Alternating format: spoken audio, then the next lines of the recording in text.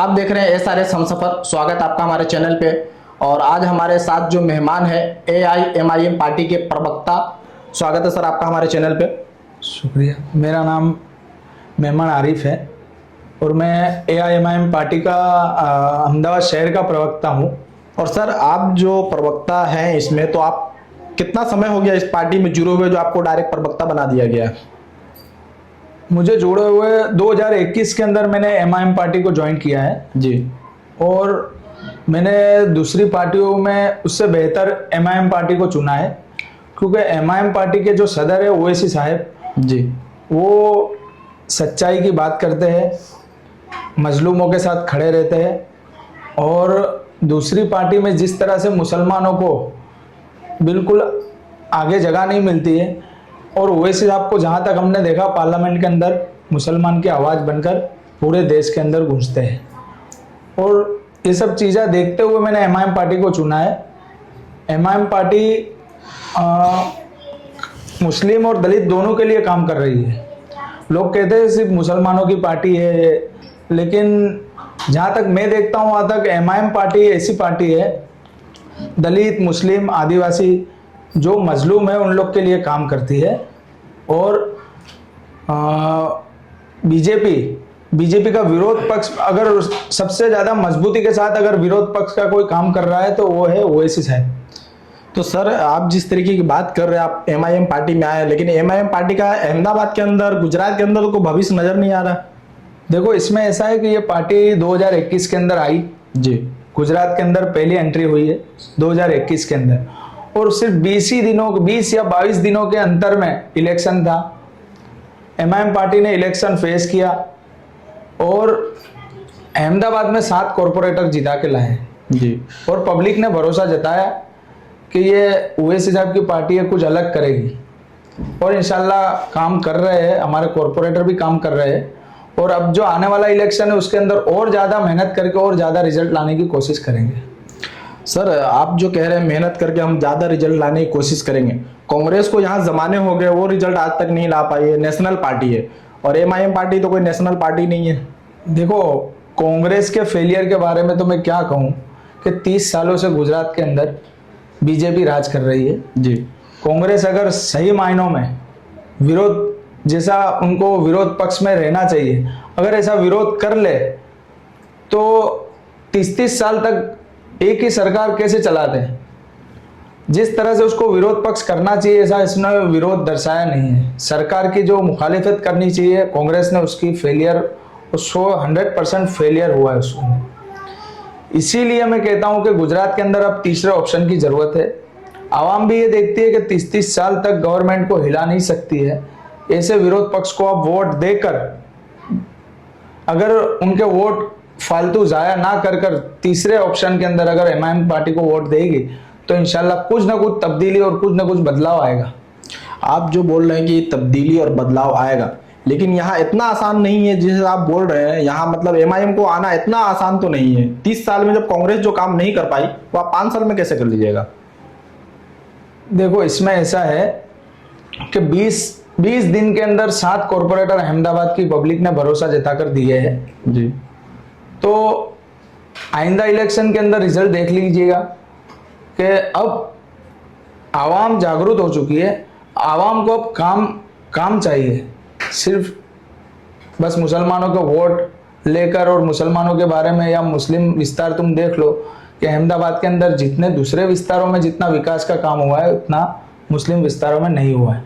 ये कहीं ना कहीं कांग्रेस की गलती है। आवाम जाग रही है, आवाम चेक करेगी कि भाई हाँ, इतने सालों से मुस्लिम विस्तारों में काम हुआ ही नहीं है। जिस तरह से पेंडिंग अभी तुम यहाँ बापू नगर है, दरियापुर है, कालूपुर है, ये सब विस्तारों को देखो, कांग्रेस का काम देखो। और दूसरे दीगर विस्तारों में जो नदी पार के जो लोग के बीजेपी के विस्तार है, उन लोग के अंदर जो डेवलपमेंट दिखता है वो हमारे विस्तारों में नहीं दिखता। कांग्रेस के नेताओं ने काम नहीं किया, ये कहीं ना कहीं उसका नतीजा है। तो आवाम जागेगी और तीसरे ऑप्शन को कहीं ना कहीं जगह, अब बड़ी जगह देने वाली है। तो सर आप जो बोल रहे हैं कि हम मुसलमानों के लिए खुल करके आवाज़ उठाते हैं, लेकिन इस तरीके का गुजरात के अंदर प्रदर्शन दिखता नहीं एमआईएम पार्टी का, जिस तरीके की मुसलमान बस्तियों को तोड़ा जाता है, डिमोलेशन किया जाता है, तो एमआईएम पार्टी कहीं नजर नहीं आती गुजरात के अंदर? नहीं, हमारी एमआईएम पार्टी हर जगह पर खड़ी है। यहाँ पर बापू नगर के अंदर जब डिमोलेशन हुआ था वहां पर भी हमारी टीम आई थी। चंडोला के अंदर जब डिमोलेशन हुआ वहां पर भी हमारी टीम ने जाकर कहीं ना कहीं कुछ हद तक तो हमने काम किया हुआ है। लेकिन ये डिमोलेशन के खिलाफ जितना कांग्रेस अभी जो पावर में है, जो स्टेज पे है, कांग्रेस को जो इससे सरकार के सामने लड़ना चाहिए, रोड पर आना चाहिए, उन लोग को उनके नरम नरम बिस्तर छोड़कर जनता के लिए जो आवाज उठानी चाहिए, जो लड़त लड़नी चाहिए, कहीं ना कहीं वो आवाज उठाने में, लड़ने में नाकाम हुई है। हमारी अगर विपक्ष में अगर हमारी जगह बनती है एमआईएम पार्टी की, तो हम कम से कम हमारी डिमोलेशन जितने भी हो रहे हैं हम उसको रुकवाने की भी कोशिश करेंगे। उसके खिलाफ हम रोड पर भी उतरेंगे, हम उसके खिलाफ धरना देंगे, जितना हो सकेगा हम लोगों की खिदमत करने के लिए और लोगों के मकान बचाने का हम काम भी करेंगे। और एमआईएम पार्टी का तो एक नारा ही है कि मजलूमों के साथ मजलूमों की आवाज बनकर खड़ा रहना है। तो सर, आप जो बात कर रहे हैं अभी कि गुजरात के अंदर एक ही एमएलए है मुस्लिम, तो आप जो आएंगे तो मुझे तो ये लगता है कि एक भी नहीं बचेंगे, क्योंकि आप जहां भी जाते हैं वोट काटते हैं, मुसलमान का वोट काट करके आप मुसलमान एमएलए को ही हरा देते हैं, क्योंकि आप तो आरोप आपके ऊपर ये लगता है कि आप बी टीम है बीजेपी की। बी टीम के आरोप तो बहुत सालों से लगते हैं, लेकिन अभी महाराष्ट्र का रिजल्ट आपने देखा होगा, 125 नगर सेवक जीते हैं। उसमें कितनी जगह ऐसी है जहां शिवसेना को हराया है, बीजेपी को हराया है, और कितनी जगह ऐसी है जहां कांग्रेस को भी हराया है। लेकिन मेरा कहना यही है कि अगर कांग्रेस को वोट देकर जनता कब तक बेवकूफ बनती रहेगी? इतने सालों से कांग्रेस को वोट दे रहे हैं और कुछ तब्दीली हमारे विस्तार में आई नहीं है, हमारे विकास के अंदर आई नहीं है, हमारे एजुकेशन के अंदर नहीं आई, तो फिर अभी भी आवाम अगर कांग्रेस को वोट देकर बेवकूफी बनती जाएगी तो ये कब तक चलेगा? तो जहां तक दूसरा ऑप्शन नहीं था वहां तक तो ठीक था कि भाई कांग्रेस सिवाय कोई ऑप्शन नहीं है, लेकिन अब एमआईएम पार्टी गुजरात के अंदर एक ऑप्शन है कि इंसान सोचेगा कि भाई अभी तक कांग्रेस को दिया लेकिन कुछ हुआ नहीं, तो अब एक बार एमआईएम को भी देख ले। तो ऐसा लगता है कि एमआईएम पार्टी जो है कांग्रेस को खत्म कर देगी देश से? देखो, एमआईएम पार्टी कांग्रेस को खत्म नहीं करेगी, कांग्रेस को अपना फेलियर खुद खत्म करेगा, उनका अहंकार खत्म करेगा। कांग्रेस को इतना अहंकार हो गया था कि एक वो पार्टी है कांग्रेस, उनको पता है कि मुसलमान कहीं जाएगा नहीं, और एक वो पार्टी है जो बीजेपी, उनको हमारी जरूरत ही नहीं है। बीजेपी तो खुल के बोलती है कि मुस्लिम की हमको जरूरत नहीं है, और कांग्रेस समझ चुकी है कि मुसलमान कहीं जाने वाला नहीं है, तो दोनों मिलकर हमको बेवकूफ बना रहे। लेकिन आवाम ने इस बार इंशाल्लाह ठान लिया इस बार, और हमको रुझान दिख रहा है कि भाई इंशाल्लाह कुछ ना कुछ तब्दीली, कुछ ना कुछ बदलाव आएगा, और हमारा एमआईएम पार्टी का काम देखकर कहीं ना कहीं कांग्रेस भी एक्टिव हो चुकी है। अब जो पहले नहीं खड़ी होती थी कोई जगह पे, नहीं काम करते थे, सो रहे थे, वो लोग भी जाग रहे हैं अभी। और ये लोगों का, कांग्रेस का सिर्फ एक ही है, अगर उनके राहुल गांधी पे अगर कोई हमला करेगा, कोई बोलेगा, तो सीधी पूरी कांग्रेस रोड पर आ जाएगी। हाँ, मुसलमानों का मुद्दा होगा तो उनको उनकी पार्टी के हेडक्वार्टर को पूछना पड़ेगा कि भाई हम लोग ये मुस्लिम मुद्दे पे बोले या ना बोले। और हमारी पार्टी में रहकर इतना तो फायदा है कि अगर हमारी आप सल्लल्लाहु अलैहि वसल्लम पे अगर कोई ने गुस्ताखी की तो हमको पूछना नहीं पड़ेगा कि इसका विरोध करना है या नहीं करना है, कंपलसरी करना ही है। और कांग्रेस के अंदर उनको पूछना पड़ेगा भाई हमारे नबी की शान में गुस्ताखी हुई, हम करें या ना करें। इतना फर्क है, ये आवाम जान ले। तो सर, ये अभी हाल में ही चुनाव आने वाला है, बहुत जल्द अनाउंस होने वाला ही है, तो आपकी पार्टी की क्या तैयारी गुजरात को लेकर के?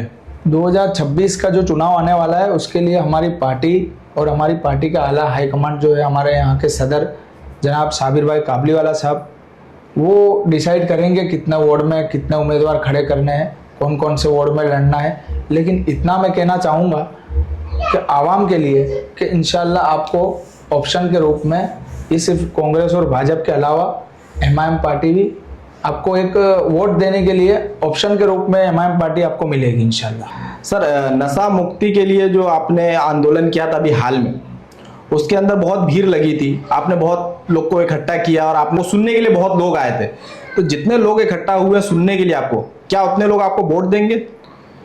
देखो, इसमें ऐसा है कि बुला के तो हम लोग नहीं लाए, वो कुछ लोग हमारी पार्टी के भी थे और कुछ लोग वहाँ के रहने वाले थे वो वहाँ की भीड़ थी, और वहाँ के लोग बहुत त्रस्त थे कि नशे का प्रॉब्लम हमारे विस्तार में बहुत बढ़ रहा है।